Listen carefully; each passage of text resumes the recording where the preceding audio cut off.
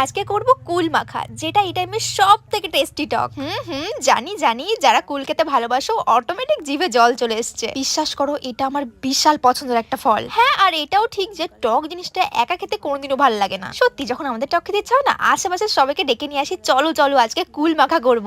যেমন আমাদের এই দাদু খুব সুন্দর টক মাখাতে পারে, আমার এই ছোট ভাইয়ের কুল বিশাল প্রিয়। মাখা করার আগেই ওর অনেকটাই খাওয়া হয়ে গেছে। আজ কিন্তু আমরা এরকম ভাবে থেতো করে কুলটা মাখাবো, তোমরা চাইলে ছোট ছোট করে কেটেও মাখাতে পারো। আর এর মধ্যে কিন্তু আমরা অ্যাড করব ধনে পাতা। আর তোমরা কিভাবে কুল মাখা করে খাও আমাকে জানিও, তাহলে নেক্সট টাইম তোমাদের নাম বলে সেরকম ভাবে কুল মাখা বাড়িতে ট্রাই করব। আরে কদিন পরেই তো এই টক কুল শেষ হয়ে যাবে, আবার তো সে 1 বছর ওয়েট করতে হবে গাইস। দেখো, এইদিকে লঙ্কা, লবণ, চিনি আর ধনে পাতা দিয়ে ভালো করে এটা মেখে নিয়েছি। আরে বাপরে, রীতিমতো জিভে জল চলে আসছে আমার। আর যদি তোমাদেরও আমার মতন অবস্থা হয় তাহলে কমেন্টে একটা হাই করে দিও। আহা গো, আমার তো এখনই আবার খেতে ইচ্ছা করছে।